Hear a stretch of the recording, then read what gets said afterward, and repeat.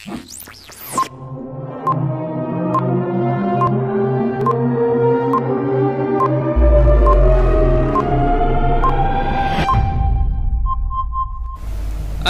assalamualaikum anak-anakku yang hebat kelas 3. Bagaimana kabar kalian hari ini? Alhamdulillah ya.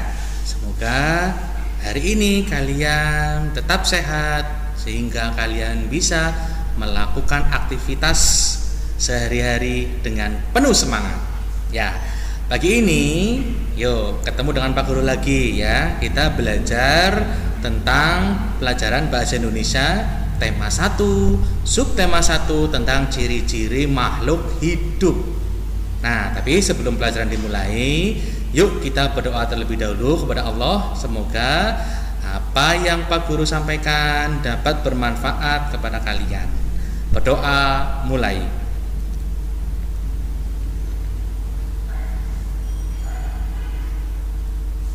Berdoa selesai? Ya.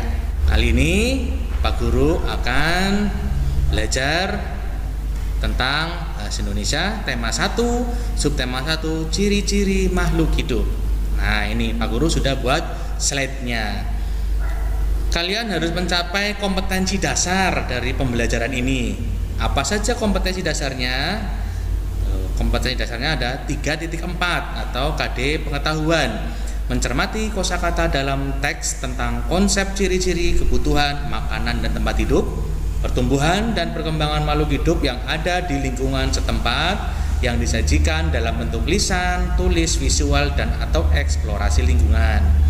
Ada 4.4 atau keterampilannya, menyajikan laporan tentang konsep ciri-ciri, kebutuhan, makanan dan tempat hidup, pertumbuhan dan perkembangan makhluk hidup yang ada di lingkungan setempat secara tertulis menggunakan kosakata baku dalam kalimat efektif.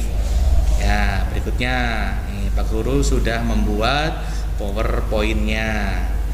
Di pembelajaran pertama kalian bisa buka buku siswa halaman 4. Nah, tujuan pembelajarannya kali ini ada 2 ya.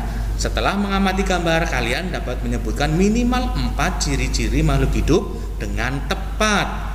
Terus yang kedua, setelah kegiatan membandingkan gambar, kalian dapat menyimpulkan ciri-ciri makhluk hidup dengan tepat. Yaitu tujuan dari pembelajaran kali ini di pembelajaran yang pertama. Materinya apa sih? Nah, ini coba dibuka ya halamannya. Ikan juga termasuk makhluk hidup. Ikan memiliki beberapa ciri yang sama dengan cicak. Ya, ini ada gambar ikan di akuarium ya. Ada gambar cicak yang merayap di dinding. Nah, itu. Tuliskan ciri-ciri ikan sebagai makhluk hidup yang kamu ketahui. Nih, lihat gambar ikan dulu. Lihat gambar ikan dulu ya. Ciri-cirinya apa? Dia bergerak apa tidak? Bergerak tentunya ya. Dia selalu bergerak ke sana kemari. Membutuhkan makanan? Ya. Kalian yang punya ikan di rumah pasti memberi makan setiap hari ya. Itu. Coba kita lihat berikutnya. Nah, cicak dapat bergerak. Nah, ini pasti kalian sering melihat cicak itu bergerak, merayap-rayap di dinding, merayap ke sana, merayap ke sini, itu ya. Itu berarti ciri makhluk hidup bergerak. Cicak bergerak dengan cara merayap. Nah, ini gambarnya cicak sedang merayap. Cicak membutuhkan makanan. Ya, siapa yang tahu makanan cicak? Ini di gambar adalah makanannya adalah nyamuk. Cicak makan nyamuk di gambar. Ya. Cicak membutuhkan makanan sudah. Salah satu jenis makanannya adalah nyamuk. Nah, ini sudah dijelaskan. Dari kedua penjelasan tersebut, kamu dapat menyimpulkan ciri-ciri makhluk hidup. Nah, apa coba ciri-ciri makhluk hidup dari gambar itu? Nah, kesimpulannya dari gambar ini, ciri-ciri makhluk hidup dari kedua hewan tersebut adalah bergerak dan butuh makanan. Cicak pasti butuh makan, makanannya nyamuk. Ikan juga butuh makan, dikasih makan pelet atau makanan ikan itu. Di sini seperti ini ya. Terus berikutnya di slide berikutnya, ciri-ciri makhluk hidup adalah bergerak seperti tadi, ikan dan cicak ya pasti bergerak. Bernafas, pasti cicak bernafas, terlihat dari mengempisnya perut, itu bernafas. Tumbuh, ya kalian tahu tumbuh itu dari kecil ke besar. Berkembang biak, dari bertelur, cicak muda, kemudian cicak dewasa. Kemudian memerlukan makanan dan air. Nah, iya itu pasti membutuhkan makanan. Terus peka terhadap rangsang. Nah, nanti kita jelaskan lebih lanjut ya. Makhluk hidup dapat bergerak sehingga dapat berpindah tempat. Cara bergerak makhluk hidup berbeda-beda. Manusia berjalan atau berlari menggunakan kaki, ya seperti kita berjalan, berlari itu menggunakan kaki.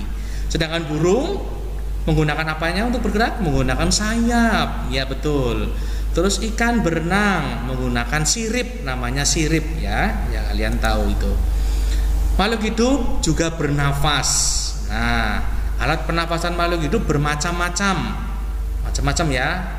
Manusia punya alat pernafasan sendiri. Untuk yang lainnya juga ada hewan-hewan yang lainnya. Manusia bernapas dengan paru-paru, ikan bernapas dengan insang, serangga bernapas dengan trakea, tumbuhan bernapas dengan stomata, namanya stomata.